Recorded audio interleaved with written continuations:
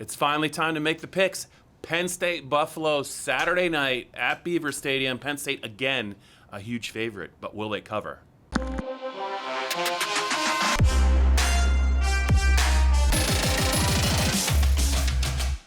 Let's just get to it. Let's jump into it. So Penn State, Buffalo, the Lions are about a 4-touchdown favorite.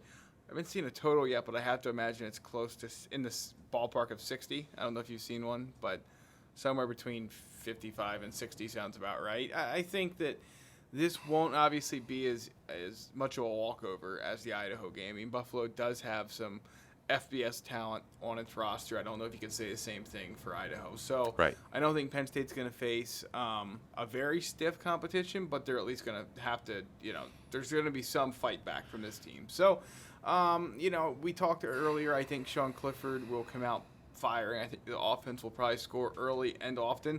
I have it 57-14 Penn State, and I don't necessarily know, like I said last week, where those 14 points come from for Buffalo, but I just don't.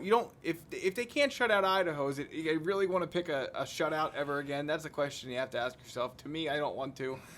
So I have it 57-14, Penn State over Buffalo, and then the other three picks of the week. Wait, you want them? Wait, hold on. Let's get to mine, and then we're gonna. So just for the record, you picked the under in the UMass Rutgers game. Yes. And that went horribly over. That's right. You did nail your Penn State pick, I think, over and total, That's right. Total and margin. Yep. And you threw out a bonus Stanford Northwestern pick, and you got a miracle touchdown at the end. So you're living right. I am. A couple thoughts on the Buffalo game.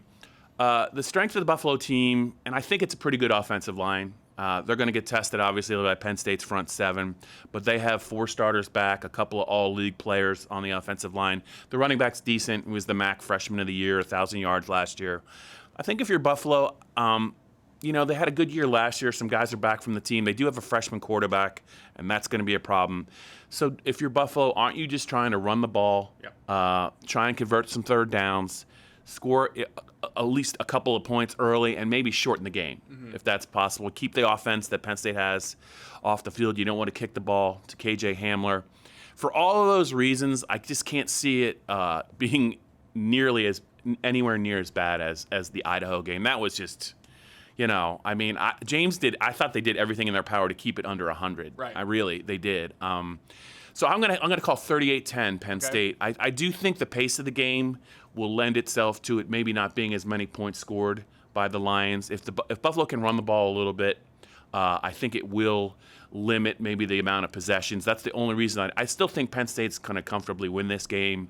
I think the defense really, they're going to get Donovan Johnson back at corner. Cam Brown's there for the whole game. Damian Barber, who didn't play last week as the second-team nose tackle, violation of team rules. They're actually deeper. I think they're going to be in control of the game, Greg. I just don't know how many big plays you'll see, because I think they must have had 10 or 12 big plays, including that 80-yarder. They might have to work a little bit for their points this time, and that'll be a good experience if that's the case. Definitely. Because things came a little bit too easy, I think, for them, both on offense and defense. I do want to say, though, the weapon that they have in Jordan Stout really I think the fan base should realize what that really means to Penn State.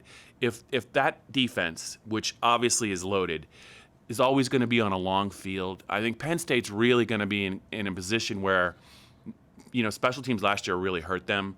They can really have a chance to be a strength and really, really help this defense. It's going to be real tough, I think, to go 80 yards, 75 yards on this defense. And I don't care who the offense is. I think the addition of him, it's really kind of transformed the special teams, and it's really been a huge boon, I think, for Penn State's defense. I'm going to say 38-10. What was your wacky score again? 57-14. So we both like a cover. You like the under, I like the over.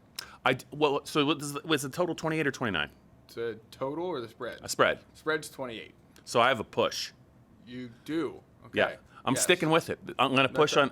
That's going to be the exact score, so I'm going to stick with it. I like the under. What are your wacky plays of the week? Yeah, so Ohio outright at Pitt. Maryland covers against Syracuse, and there's one more that I liked, and I forgot it now, so we'll have to just stick with those two. But yeah, if you're right about Ohio, Colorado covers against your Cornhuskers. Hey, yeah, we'll edit that out. Yeah. If you're right about Ohio winning at Pittsburgh, It's not looking good for the visiting Narduzzi's in week so- 3 against Penn State. They already got stomped a little bit, I think, at home by Virginia. Yeah.